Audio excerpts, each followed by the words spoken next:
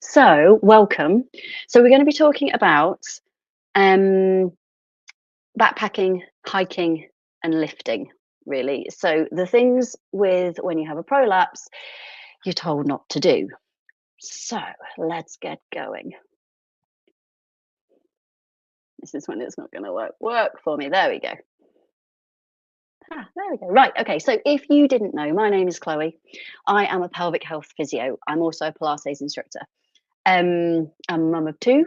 That is the main reason that got me into pelvic health physio, is because I was miffed that nobody checked on me afterwards.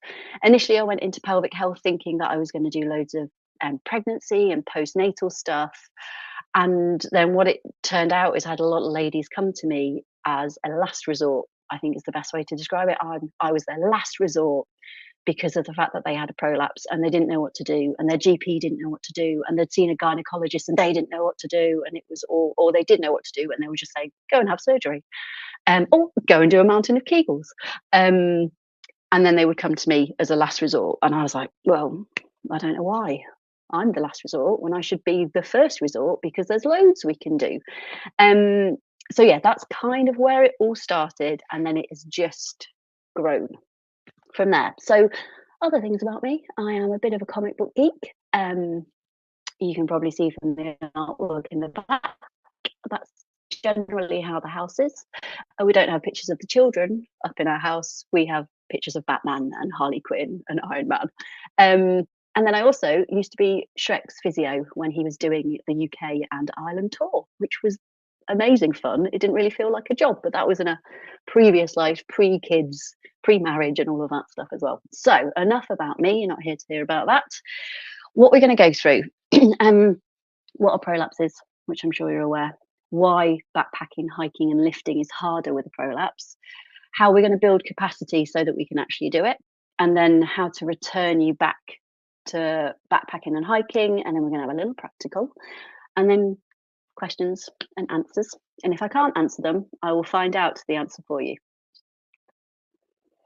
Okay, so what is a prolapse? I'm sure we already know this, but it's basically when one or more of your pelvic organs moves into your vaginal space and due to a change in structures. And these changes can come about from childbirth, they can come about from prolonged coughing, they can be from being overweight, they can be hormonal changes. You don't necessarily have to have been pregnant and have a baby in order to get a prolapse, unfortunately. So then the main ones that we deal with is bladder, uterus, and rectum, in terms of prolapses wise. So, right then. So this is why hiking, backpacking, and lifting feels harder. So when you're wearing a backpack, it is an increase in downward load. So that increase in pressure that is pushing down on your pelvic floor and on your prolapse. So when it comes to hills, it increases that pressure. And then you keep going, you get fatigued, which then it all, like the wheels start falling off and you start to get more of pressure and more of the buildups. And then when it comes to lifting, a lot of us will give it a big heave ho, hold our breath, do the lift. And whenever we do a breath hold, and it's normally on that in breath, that pushes your diaphragm down onto the innards of your stomach, which then pushes down on your pelvic floor. So that's why they always say lifting is a no-no, because we normally hold our breath and the load that we lift is normally quite big. So,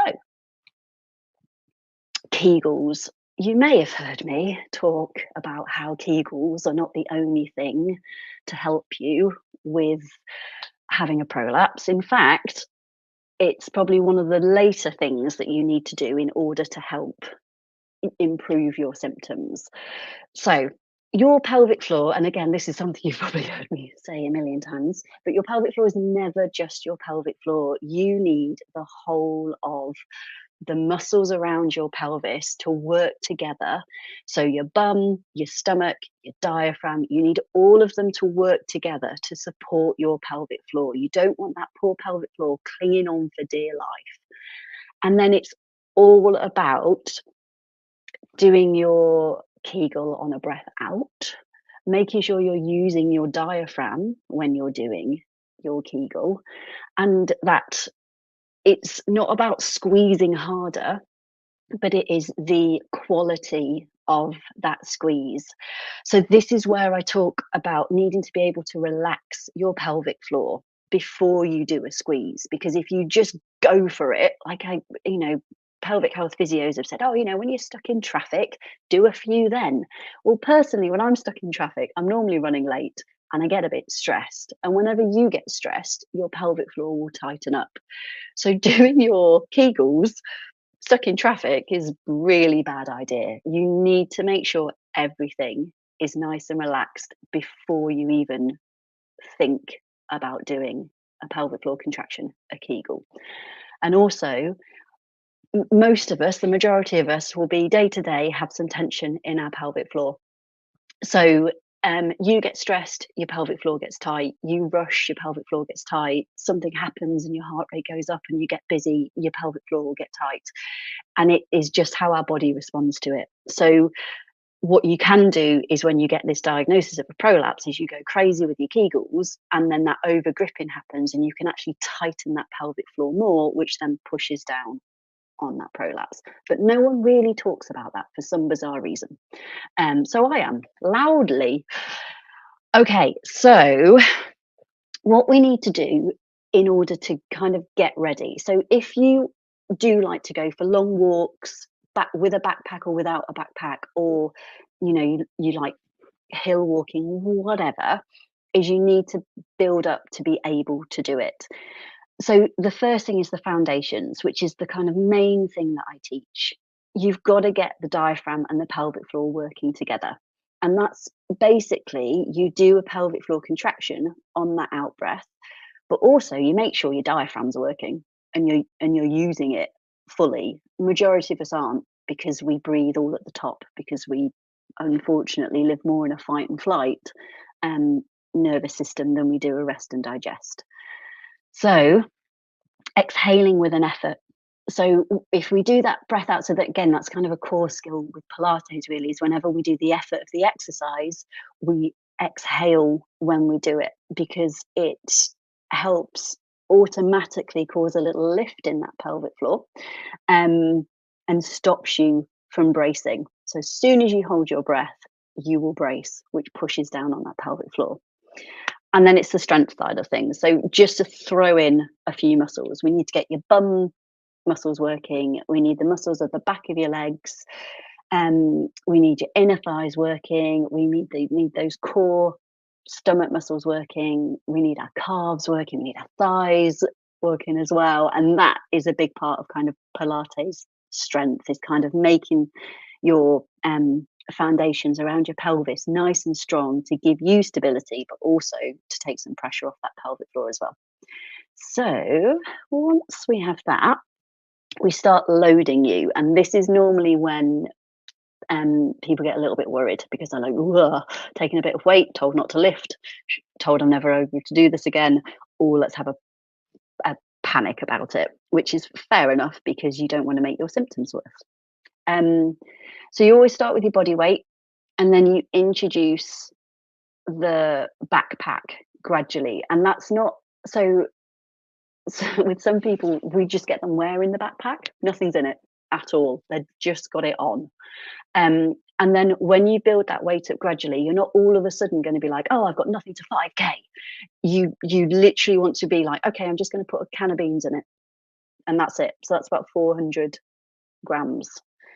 And you slowly build it up. And then you kind of want to see what terrain you want to go on. So it might be rough ground. And if you think about rough ground, you're going to be kind of a little bit wobblier, and your pelvis is going to be going a little bit more side to side, and you're stabilizing a bit more. So there might be a bit more gripping happening in terms of like stomach and bum and thighs. But if you've done all the strength work beforehand, your pelvic floor won't need to cling on for dear life and be like, I've got you guys. It's all right, bum and tum and thighs. Don't you worry about switching on, because I've got it. Hopefully that won't happen, and it will have the support that it needs. And then it's all about the endurance side of it. Um, and it depends how far you want to go. And with all of this, you build up over weeks. This isn't okay, we'll do this for 3 days and then we'll move on and do this for 3 days. You're doing this for quite a long period of time. So this can be months worth of rehab and getting you back there. But to be perfectly honest, that's the same as if we're rehabbing anything. It's not going to be a quick fix. It always takes a few months to do it. So, okay, key points with this one, and generally anything with your symptoms, with whatever activity you get up to. If you are a keen swimmer as well, and you realize that one day you go swimming, nothing's changed, you see the same distance in a similar time, same stroke, but your symptoms have come back, it could be down to one of these things. It could be down to general fatigue that you're feeling, constipation, hormones fluctuating. And I mean, the load and the terrain doesn't really have anything to do with swimming, but those things can still play a huge part. So whatever activity you're getting back to, if you have moments where you're like, oh no, it's aggravated my symptoms again, that's it, I'm never going to do it again, it's probably because fatigue, constipation, or a little bit of hormones involved. So don't give up. Just, it's more like, okay, this has happened, this is what I'm going to do to help with my symptoms. Okay, so with backpacking or general walking, you can start on a treadmill or a hill if you've got one nearby without a load. You want to slowly increase time. So this is like 5 to 10% of time, which I know seems really, really small, but it will just slowly get you back to doing it. And then going downhill is normally worse when you have a prolapse. Backpack or no backpack, walking around the streets, going downhill can probably aggravate your symptoms, and that's because you've got the shift in your rib cage. So instead of your rib cage being directly over your pelvis, you kind of are leaning back slightly. So small steps, definitely, rather than nice long ones. You want to kind of do very small steps as you're coming down. And then you slowly start adding a bit of weight into your backpack. And then you slowly increase the weight if your symptoms are fine and they don't get exacerbated by anything that you do. And then it's keep an eye over 24 hours. I always say, is it during the exercise, immediately after, or within the first 24 hours? Does it feel any worse? And if it does feel worse, how long does it last for? Is it I just did this, that, and the other, and it eased quite quickly? Okay, brilliant. It's not been that reactive. If it lingers for a few days, it just means that you need to go back a step from what you were doing before. So if your load all of a sudden got up to like 3 kilos and that exacerbated your symptoms, but before at 2.5 kilos it was fine, just go back to 2.5 kilos for a little bit longer and kind of just listen to your body with it. Okay, so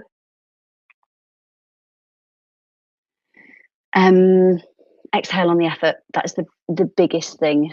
And then depending on what you're doing with doing climbs, or if you're, Ben Nevis and doing scrabbling onto rocks or anything, it's all about the terrain you're doing, because anything that's going to make you wobble slightly, you're more likely to grip. So then there's things that can help. So you can use some poles, shorter strides, like I mentioned before. Leaning forward from your hips can help. It can just put you in a little slightly better position of your pelvis, and then also resting a bit more frequently. So lifting. Now, lifting I always feel is a little bit easier to talk about.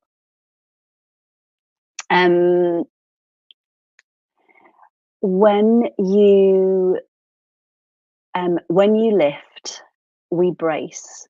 So what you need to be able to do is exhale on that lift.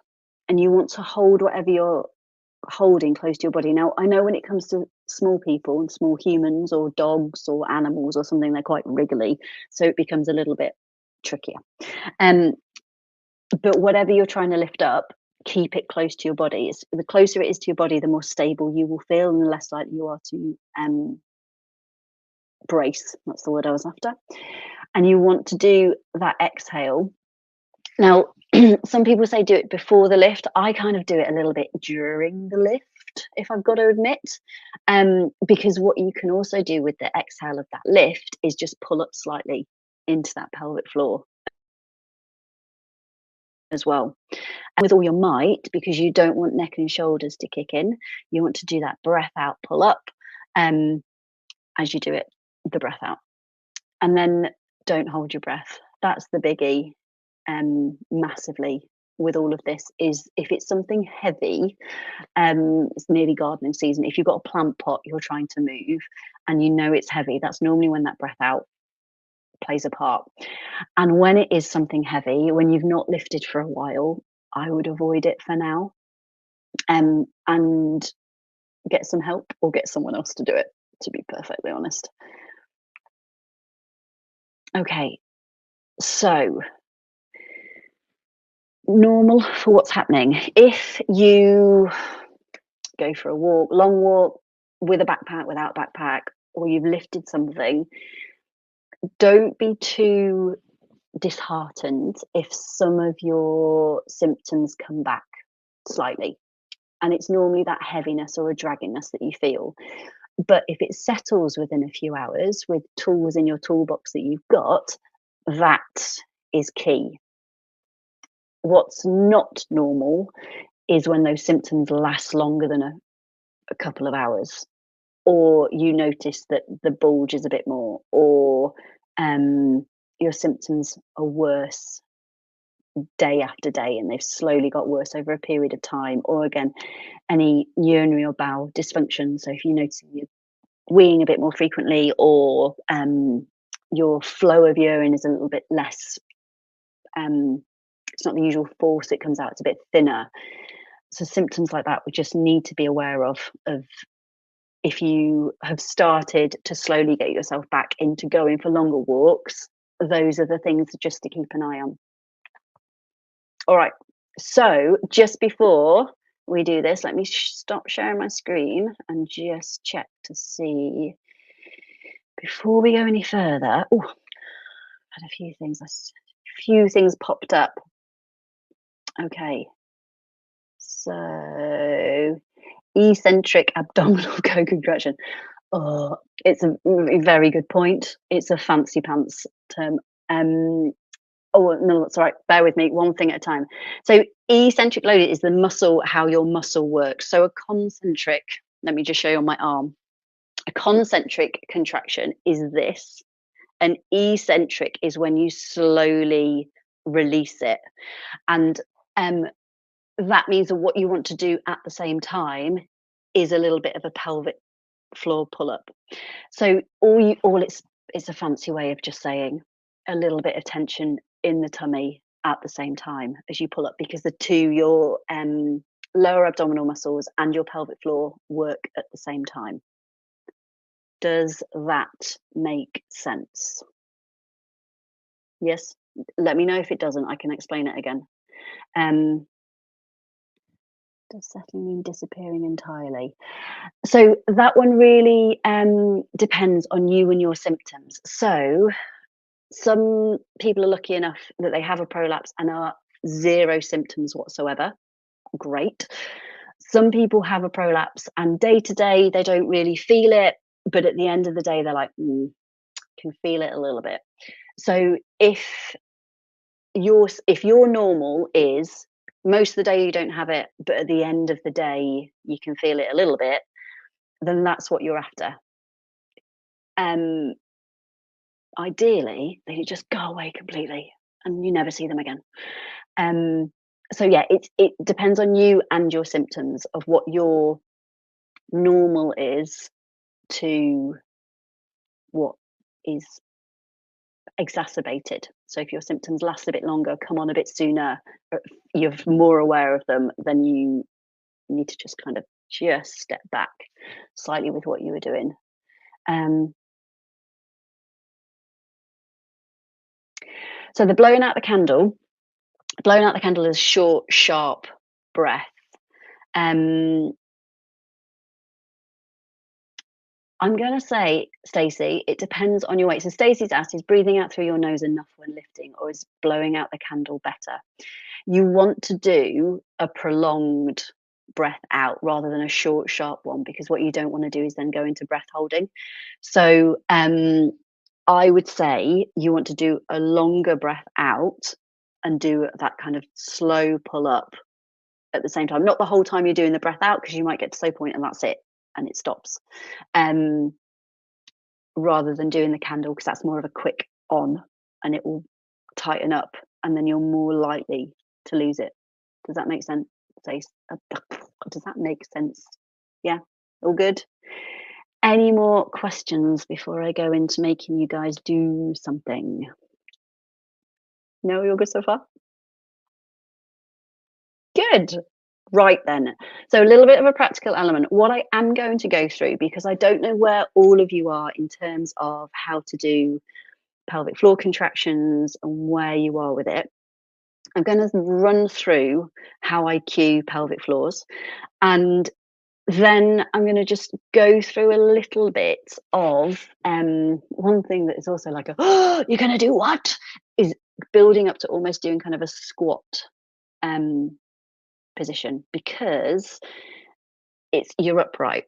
Now, join in if you want. If you don't, it's fine, but it's just showing you what's what. So let me get my trusty pelvis and I'll talk you through my cues. Ta-da! This is your pelvis. I nearly said my pelvis, but that would be weird. So this is everybody's pelvis, how it is. You've got your pubic bone at the front. These are your knobbly hip bones, and then tailbone at the back. That there is your pelvic floor. That's the opening of your vagina, and that is your anus or your bum hole. So, okay, the two cues that I use, one is called a diamond pull-up and one is a wink and zip. I generally find you either one or the other. So, diamond pull-up, what I want you to imagine, if I just flip this forward, you've got a point on the inner part of your pubic bone, inside parts of your hip bone, and forward part of your tailbone. You want to draw all those points together and pull them up to your head. So if I sit it this way, you're going to pull it together and draw it up to your head with a breath out. Very important, because when you do that breath out, your diaphragm lifts. So when your pelvic floor wants to lift, they can all lift together. So that's diamond pull-up. If you're sitting at the minute and you know that your pelvic floor is possibly a little bit on the weaker side, try it lying down with your knees bent. So wink and zip. The wink is you closing your anal sphincter. So you're just squeezing your bum hole. That's it, just that bit. But you're not doing a big bum squeeze. You're just squeezing that anal sphincter and letting it go, squeezing it and letting it go. And then the zip is you're pulling it forward and up to your vagina, and then you relax it again with that breath out. So I'm hoping you're doing it. I'm going to ask you a question. Put a 1 if you're a diamond pull-up, and put a 2 if you're a wink and zipper. Yeah, interesting. Yeah, it all depends on how your brain works. Different technique. Oh, I'm intrigued. No, one isn't better than the other. It's just how your brain works with it. So I used to be a wink and zipper, and then I turned into a diamond pull-up. And the only reason I think that happened is because I had children. But I found it a lot harder to do wink and zip, but it's just what works for your brain. It doesn't matter. It's getting the front and the back part of your pelvic floor, and that is key. So if you know you're one or the other, hopefully you could all feel something. Ah, okay. I like how I like Bronze just said she's not been taught either, so now I'm trying both. Yeah, give it a go. See if you want or the other. It's a good thing to kind of just see which works for you and which is better. But it, like I said, it's brain. It's what does your brain work best with, because we're all different. Um, so the other thing I harp on about, is the best way to describe it, is making sure you're nice and relaxed before you do a pelvic floor contraction. So this is where I kind of call it my reset. And you need to make sure that your jaw is nice and relaxed, that your neck and shoulders are nice and relaxed, that you're breathing in for a count of 4 through your nose and out for a count of 4 through your nose. You want that air to go right down to the bottom of your lungs. You want it to widen your rib cage, and you want your belly to go nice and soft. Something as women we never really feel we can is just let that belly just boom, just so that your diaphragm has got room to move, and you want to just soften everything. Count of 4 to exhale. What you might find is you can, when you're doing the breath in and you're doing it for that count of 4, you might not hit 3 or 4. You might think, oh my gosh, I can't quite get all the way up to 3 or 4. Do it a few more times. Think about the air coming down to the bottom of the lungs, widening through that rib cage. And as soon as your brain goes, oh, I can use my diaphragm, you'll be able to get to the count of 4. So it's just a little trick, really, that if you can't think you can get to 4 with that in breath, just keep persevering with it, because we almost want to kind of trick your brain into going, yeah, no, let's use your diaphragm, please. And that's a good little tip just to do throughout the day anyway, because if you're relaxing your jaw, relaxing your neck and shoulders, and you're doing that 4 in, 4 out breathing through your nose, you will relax your pelvic floor. And the majority of us have tension in our pelvic floor because it's part of our fight and flight system and the life we live at the minute and how busy life is, and it's go, go, go, go, go. And the majority of pelvic floor issues are from a tense pelvic floor rather than just a weak pelvic floor. Right then, so we've relaxed everything, hopefully. We know that we're either wink and zipper or a diamond pull-up. And now we're going to do a little bit of practical. So Stacey, with your ribs want to come out to the side, and you want your belly just to go nice and soft, so it will fill just with using your diaphragm, but you don't want to push it. It's not a forced belly shove. It will just fill because you're using that diaphragm and letting everything go nice and relaxed.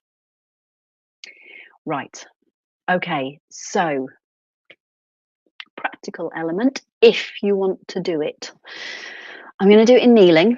So if you want to join in, but your knees are a little bit sore, get yourself a cushion to kneel on. If you're just going to watch, that's fine. You just watch. You can do the pelvic floor stuff if you want to.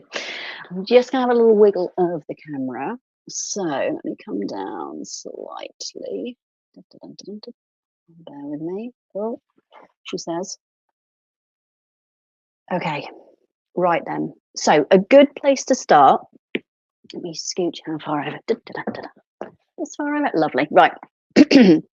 So let me show you the movement that we're going to do, and then you can give it a go or not give it a go. Listen to your body. If it doesn't feel right, if you're not sure, stop. Don't bother. But we're going to be in this position, and we're going to go into a squat, because the majority of lifting we were doing, we're going to be down in this position, aren't we? And lifting up. So if we do kind of almost like a mini squat, if I come, so my knees are just kind of underneath my hips. I'm going to do it side on so you can see what I'm on about. The movement is basically going to be up and down. So those of you that see a few faces from my Pilates course, hello. We did this last time. I see you. We've started doing this now because it adds a bit more endurance and a bit more. We've got gravity pushing down on that pelvic floor. We've added in a movement. So if you're doing this now thinking, oh, I can't blooming do this,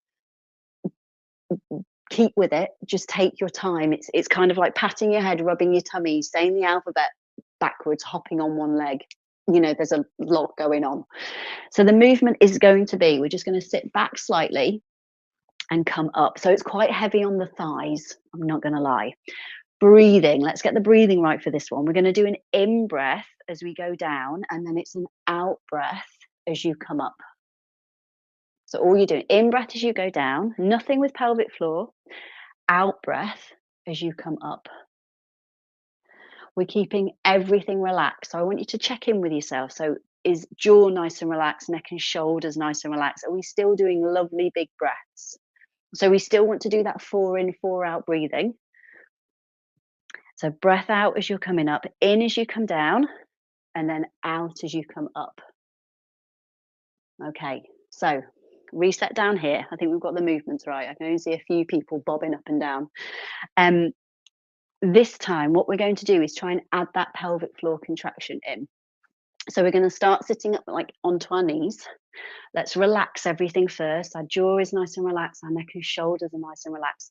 We're breathing in for a count of 4, out for a count of 4, relaxing that belly, widening our ribs. We're going to do an in breath as we come down.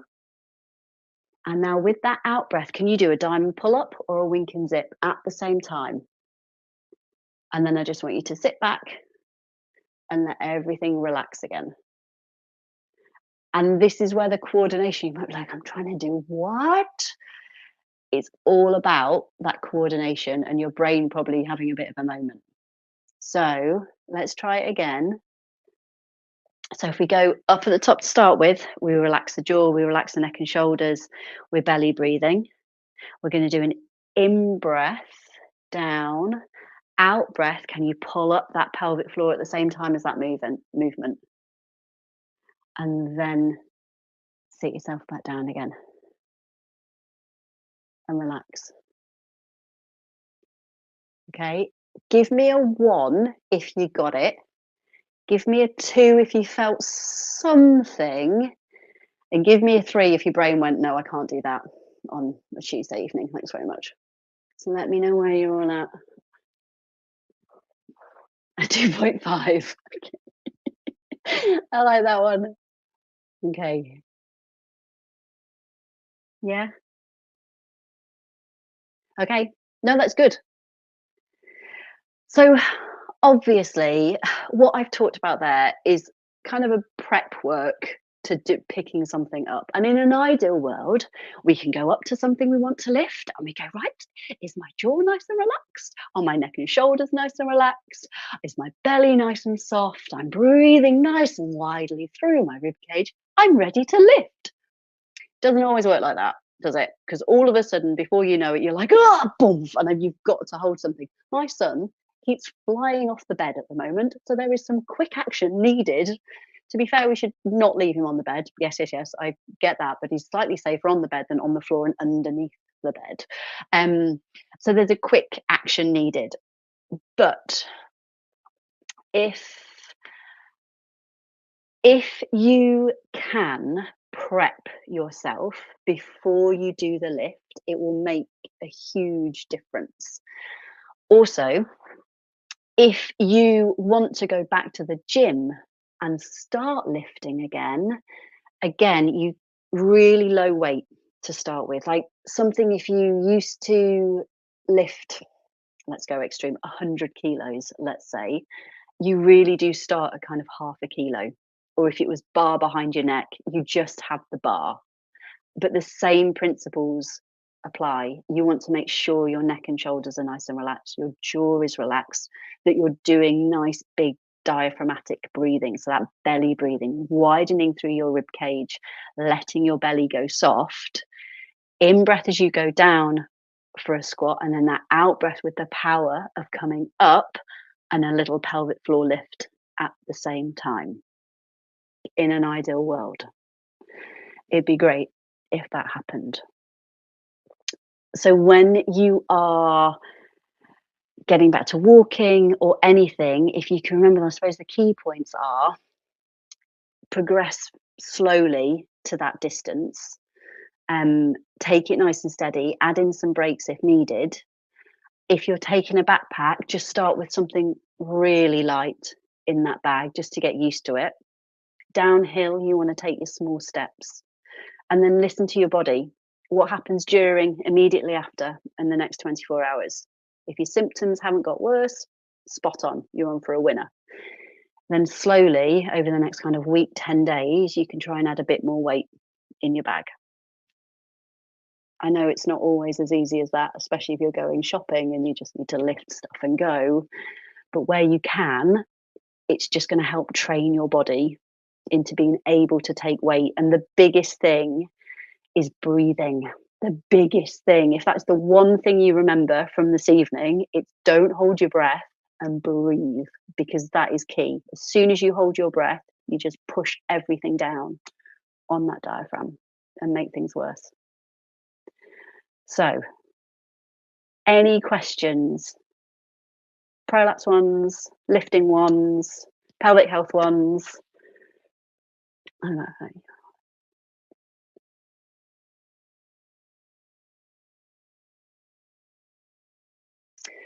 So this one is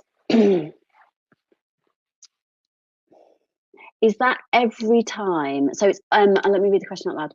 On a backpack, you're more fatigued the second day than the first, the third day than the second, etc. How do you replicate that aspect of it and make sure you'll be okay before you act out in the woods?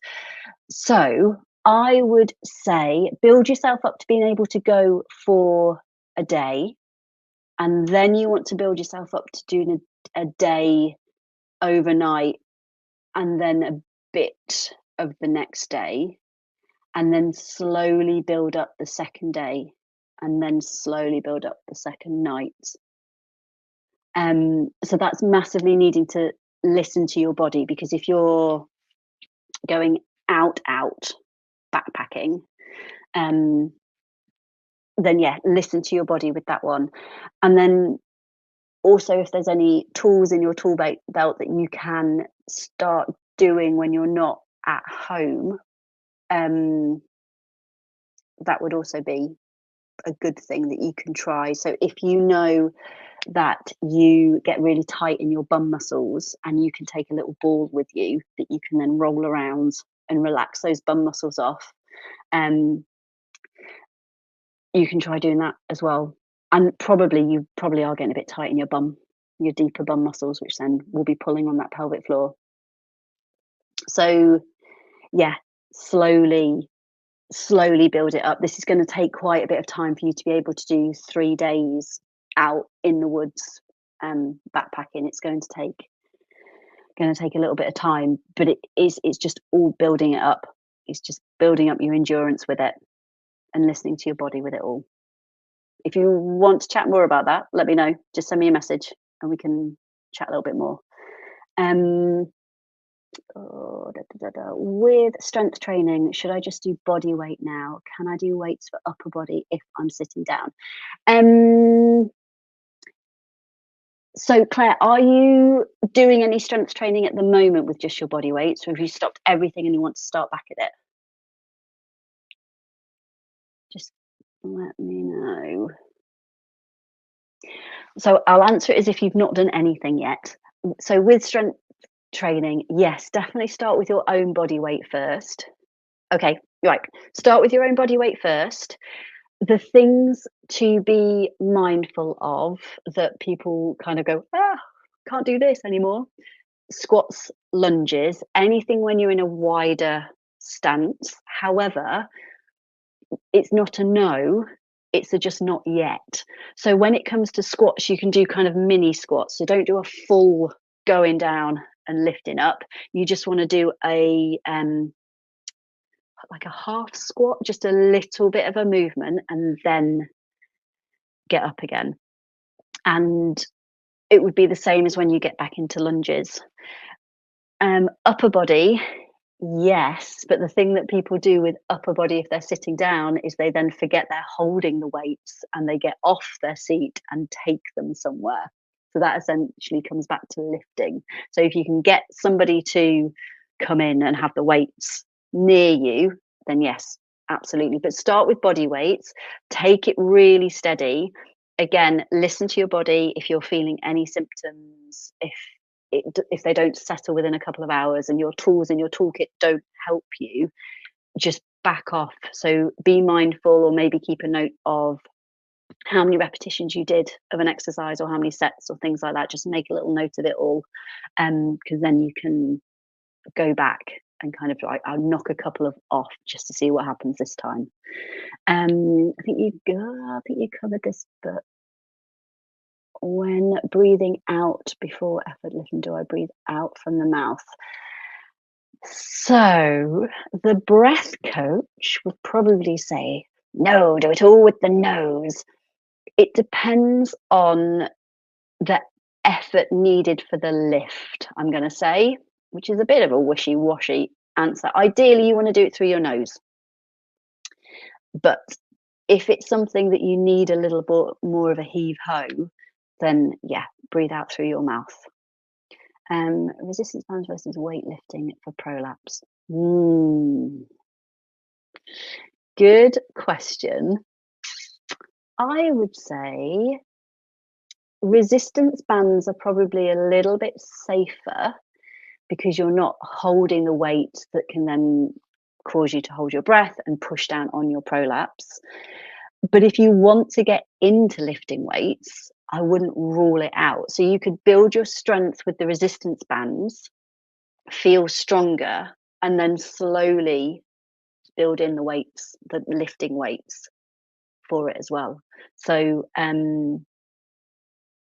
I'd start with resistance bands, but if you want to get into weights, build your strength with the resistance band and then move into the weights. But again, really low weight and slowly lift up, really listen to your body. Okay, is building up to weights for long distance hiking safe with a weighted vest for prolonged periods? I'm post stage 4 prolapse surgery, but want to build back to long distance hiking 8 to 15 miles. Okay, so weighted vest, Stacey, is it, can you change the weights of it, of the weighted vest? Yes, okay. So a weighted vest is so you're going to be doing like a downward pressure onto your pelvic floor and everything. But if you can really take the weights down quite low, or just wear the vest as a little bit of a weight, and then start with kind of, you're working in pounds, which is 4 pounds, just like half a kilo, 4 pounds, and then just really slowly build it up. Also with where you are post-op, you want to make sure that they've cleared you and you've kind of been discharged and safe to exercise before you start doing it. But it would be like with anything, you want to just slowly increase your distance, check in with yourself, is everything feeling okay, add 10% on after a week, again just check in with yourself. So it's going to be a bit of a slow journey for you, but there's nothing to say that you can't get back to that weight and that distance. So it just takes time and getting your body used to it, and then relaxing pelvic floor and just slowly building up. So yeah, I wouldn't say you can't do it. You've just got to be sensible about it and take your time. Right, any other questions? Anything else you want me to cover that I haven't? Anything you want me to go through again? No, I'm fine with that. Okay, please reach out if there is something that you come off and go, I didn't do that, or that didn't make sense. Just reach out. I'm going to send the recording out shortly. And yeah, just take your time with it is all I'd say. Is just really, really take your time. This is the big thing. Don't hold your breath. Take your time. Slowly do it. Absolute pleasure. And then yeah, I'll try and see if there's another topic I can cover to kind of get rid of this kind of, no, you can't do anything with prolapse. Rubbish. Right, I shall leave you lovely lot to it, and enjoy the rest of your evening or daytime or wherever, I don't know where you are in the world, but whatever you're doing, have a lovely, lovely time.